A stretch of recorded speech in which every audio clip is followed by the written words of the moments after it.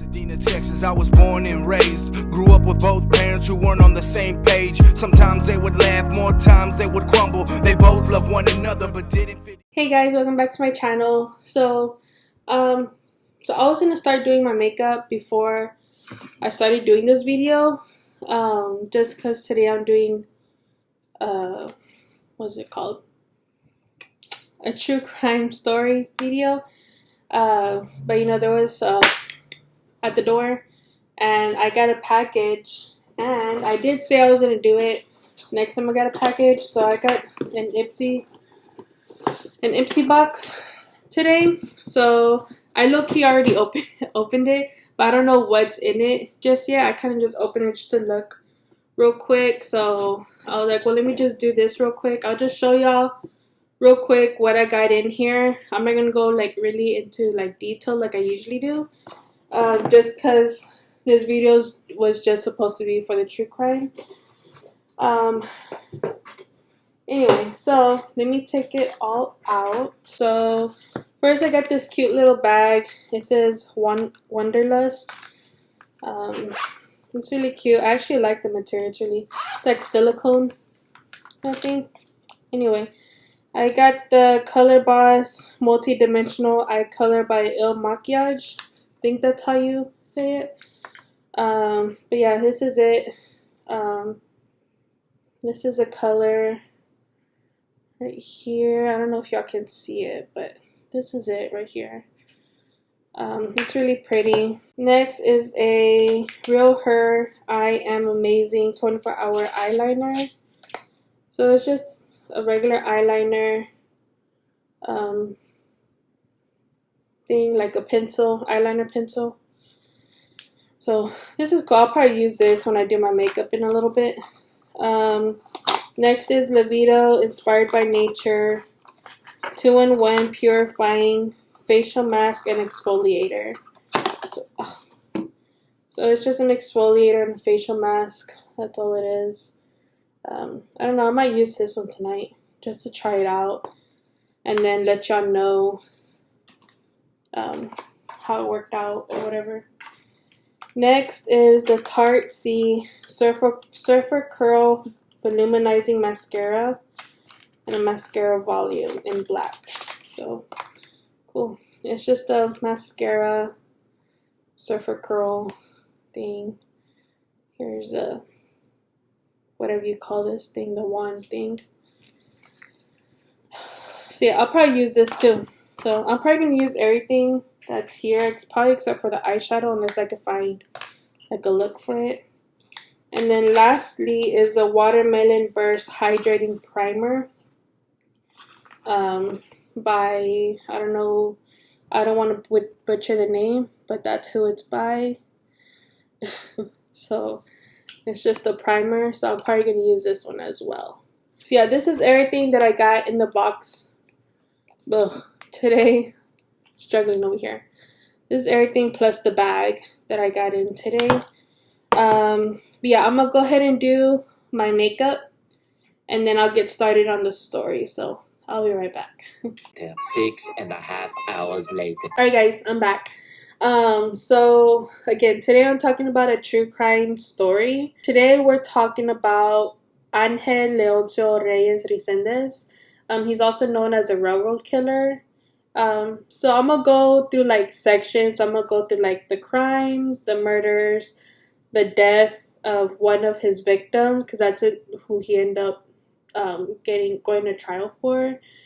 I'm also going to talk about his death, and then I'm going to talk about just a bunch of shit. So I'm going to try not to make this video as long as the other one, because the other one was about an hour long, and I know that was a really long one, but that one also talked about his childhood.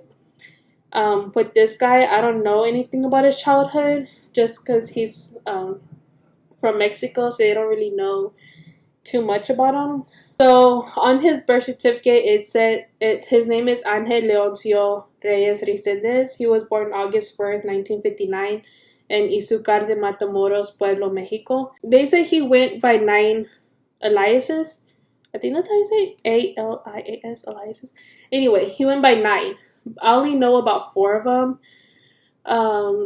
And so the reason he went by 9 of them is because he went back and forth from the U.S. to Mexico. So every time he would get deported, he went by a certain name or whatever. So the names he went by, one was Angel Maturino Ramirez. No, Angel Maturino Resendez. Another was Rafael Resendez Ramirez, Angel Reyes Resendez, and then his name that's on his birth certificate, which is Angel Leoncio Reyes Resendez. Is his real name. He had other ones, like I said. I'm not sure which ones they were. I'm gonna talk about the crimes, not like the actual crime, but like what he did. So what he would do is, he would travel from from Mexico to the U.S. and back by train. So by the railroad track, the train. Okay, he would travel by train. He would jump on and off, and so he would murder people, even couples. He would break into their homes that were close to the railroads. And I'm guessing he did that because for him, it was a lot easier to just get back on the train when he was done, like the next morning, and just take off. That's just my theory that I have, that it just made it easier for him to get away. He did commit about 23 crimes, but they only knew about 15, I believe. Or really, they knew about maybe like 6 or 7 of them. He did 15 or 16 like in the US, and then he did 8 crimes in Mexico that he later on confessed or whatever. The objects he would use are pickaxe or any blunt object that he would find in the home when he would break in. So like, he used a statue one time. He will use a rock, a baseball bat, anything he could find he would use to kill the victims. He was also able to escape from authorities for a considerable amount of time, and the only reason being was because when he was committing these crimes, he would get away easily, so they didn't know who was committing these crimes, because by the time the FBI or the police would get to the house where the murder was committed, he would be gone. He would be like long gone, because he would be in that train going to his next victim. And so that's why this ended up being like one of America's big manhunt, because of that. Because he would be gone and like done, like, you know. So it also showed that he had been deported many times when he first entered the U.S. But when he would get deported and they would take his fingerprints and stuff at with immigration, the immigration computer wasn't linked to the FBI database at the time when they would do it. So it didn't show on their side that he was a wanted man. So when they would get his fingerprints and they would just let him go. They would be like, okay, you're good to go. You can leave. So that's how he got away with it for so long. His murders. So I'm going to go ahead and talk about his murders. I'm going to talk about one specific one in just a bit. I'm going to tell you about what he did first, and then I'll talk about one of his victims, because that's the one he actually got tried for. So again, he killed 15 victims with either a rock, a pickaxe, any blunt object that he found. After he would commit these crimes, he would actually like use their shower. He would use their clothes, or take whatever clothes was there. I guess that's how he would get new clothes each time. He would eat their food and he would leave the food out. He just, like, he was living there. He acted like that was his home and he lived there. That's how it seemed like. And he would also steal sentimental items like jewelry and stuff. And when he would go back to Mexico, he would take it to his wife, because he had wife and kids. But he would take it to his wife, and he would also take it to his mom, so like a gift. He also sold the jewelry, or he would also melt like the silver and gold. He would also melt it down, I guess for money or something. So that's what he would do when he would steal like that stuff from the home. So later on, because he ends up surrendering later on in July, the jewelry that was given to his wife and his mother, they actually returned that stuff. Well, I don't think they said they returned some of the jewelry. So I guess they kept some of it, but they returned, I guess, most of it after his surrender. So I guess when they found out what he was doing, they didn't want it, kind of thing. I don't know. Next, I'm going to talk about the death of Claudia Benton. Claudia Benton was a pediatric neurologist. She was from Weimar, Texas, I think is how you pronounce it.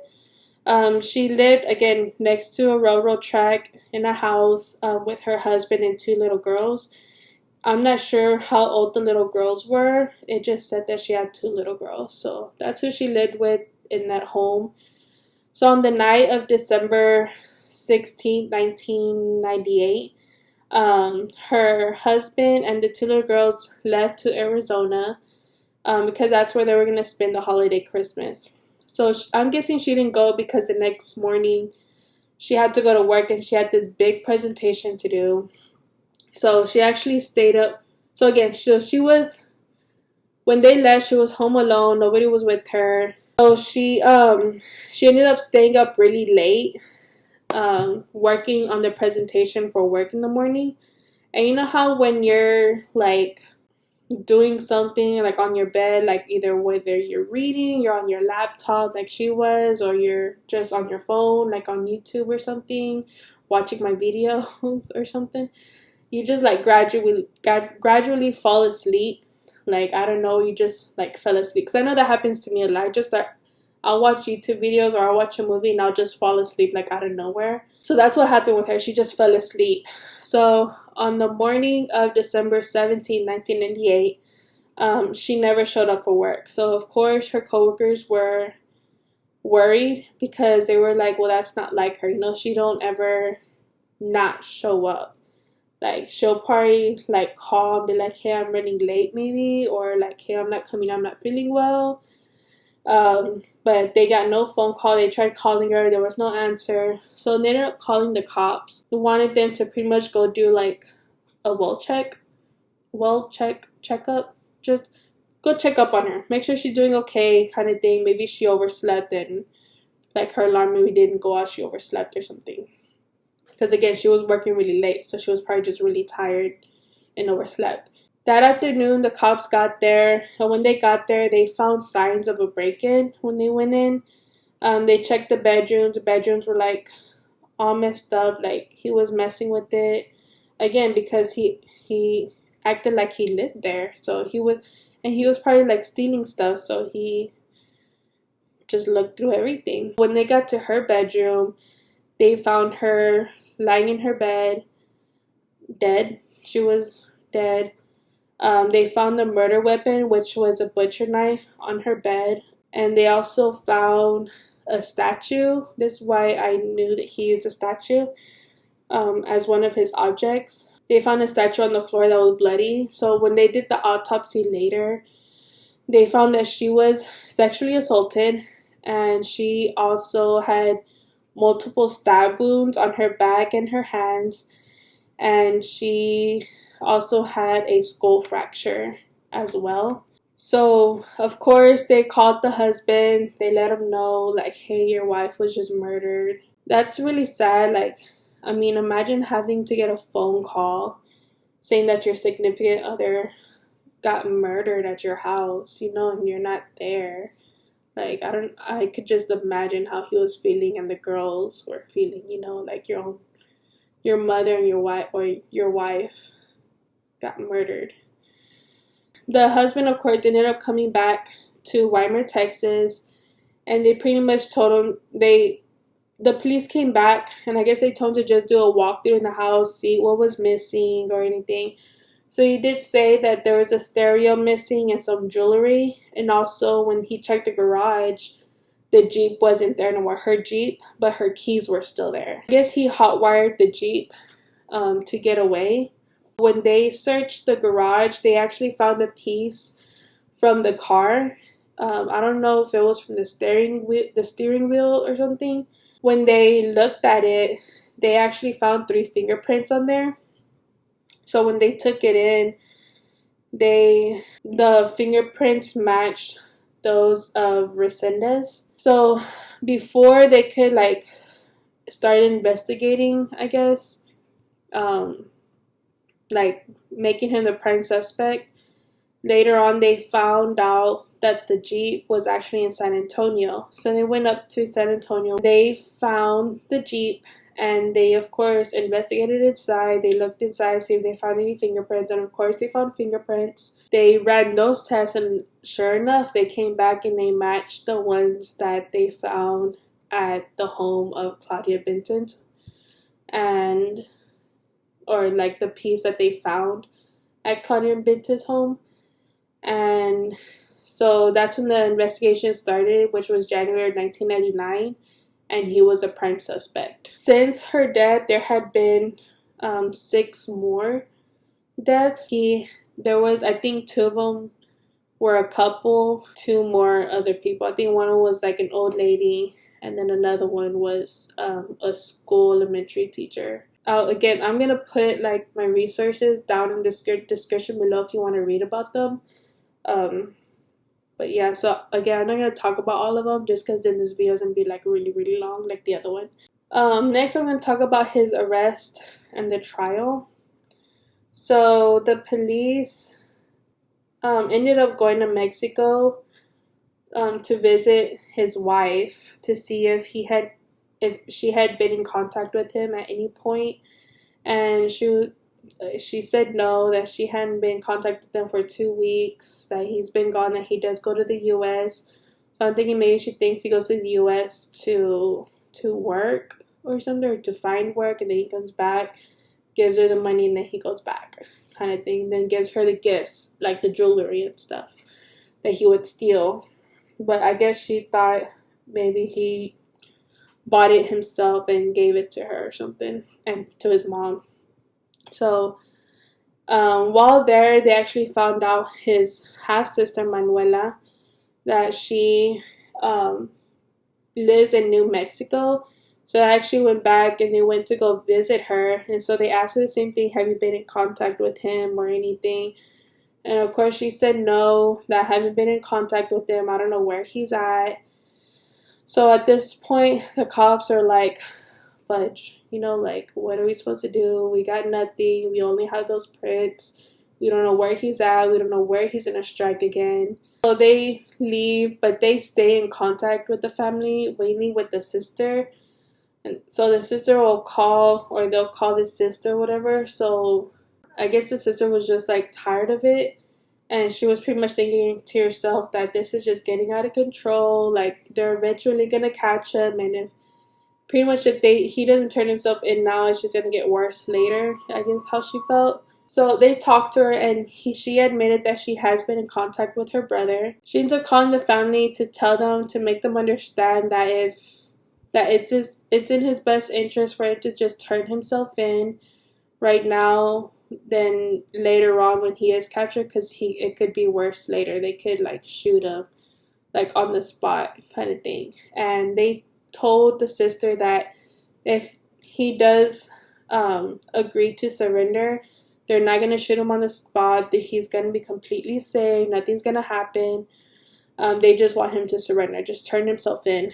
So she also calls him and lets him know, like, it's in your best interest to turn yourself in now than for later. And he ends up agreeing to it. So they decided to meet up near El Paso, Texas. There's pretty much a bridge. There's a bridge there that connects to Mexico from there. Before he agreed, they told him that, again, that nothing was gonna happen to him, that he wasn't gonna get shot on the spot, but that he wasn't go against the justice system, and that whatever happened, happened. So that's when he said, okay, that he agreed that he'll surrender.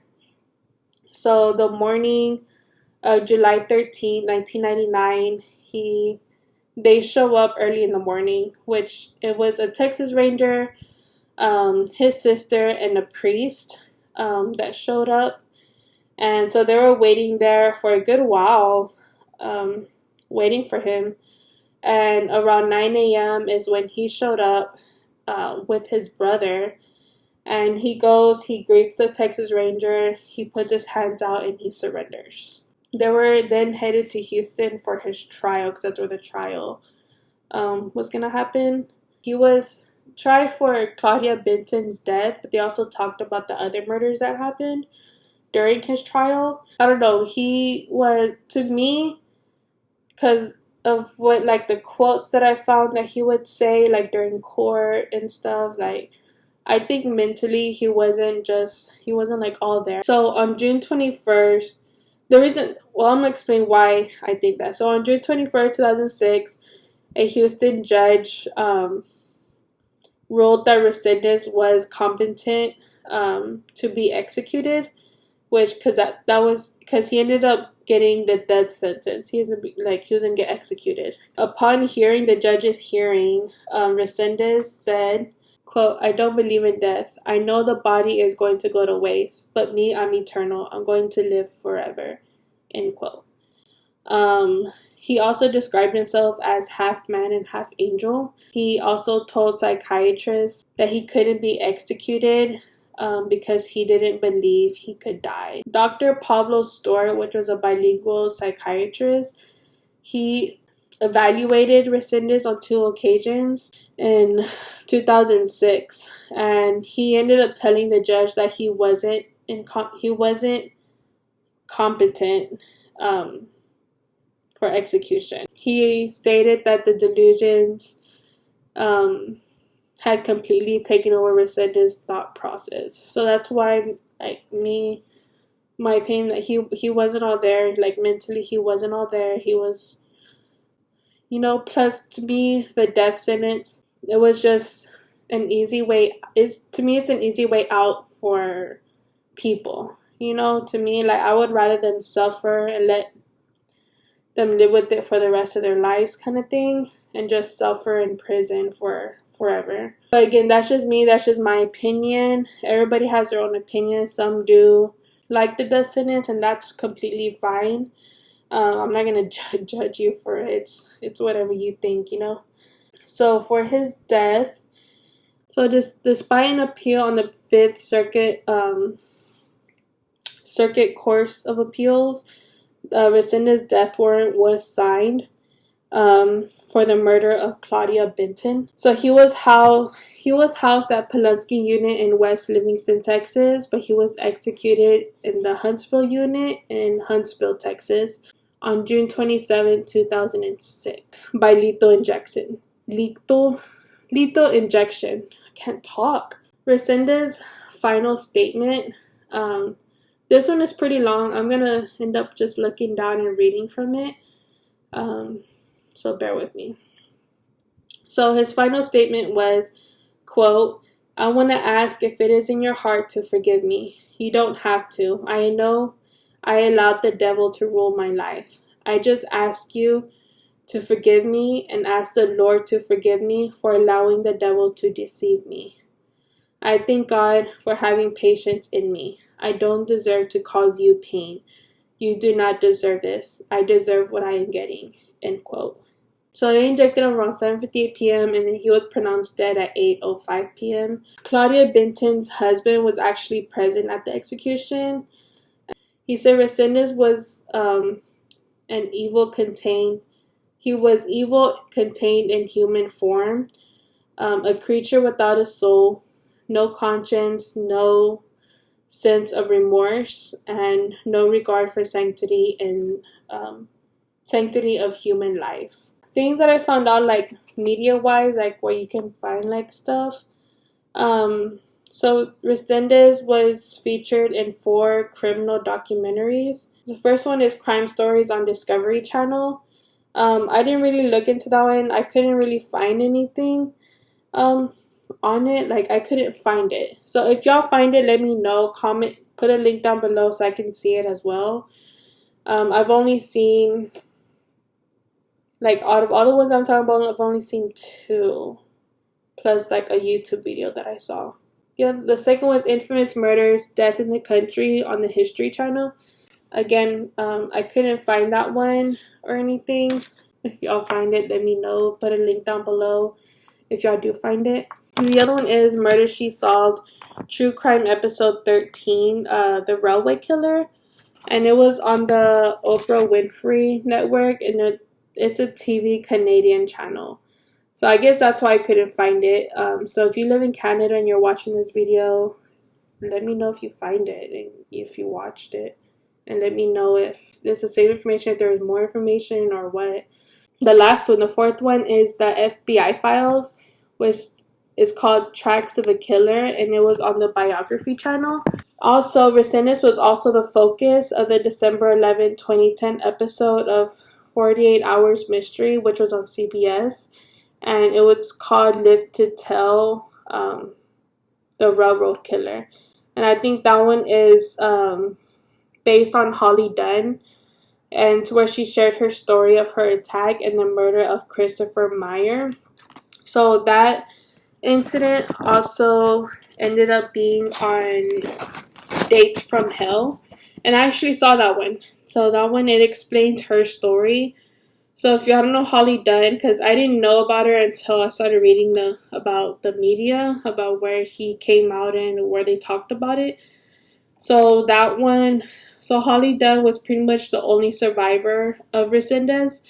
And so on Days from Hell, and then on this, on the 48 Hours Mystery, the Live to Tell, the Railroad Killer, she talks about the attack of what happened with her and her boyfriend at the time, which is Christopher Meyer. And I think right now she's married with 2 kids, I believe. So, I mean, she's living her life and stuff, but I mean, I can just imagine what she went through. There was also one episode on Criminal Minds called Catching Out, and it just featured a serial killer named Armando Ruiz Salinas. And it's basically just, so I saw this one and it was kind of different. Like, the storyline was the same. It was pretty much based on Resendez, and like him, he traveled through the railroads. He killed his victims with blunt objects and all that. And if you want to watch it, it's actually season 4, episode 5.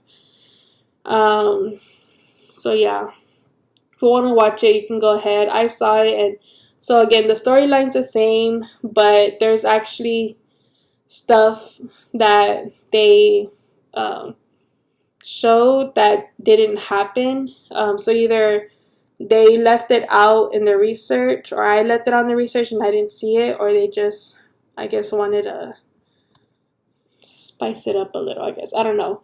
But I'm not going to tell you too much about it. If y'all want to watch it, y'all can. Again, it's season 4, episode 5. And finally, there's a podcast. It's like a 16 podcast that was released between October of 2018 and February of 2019.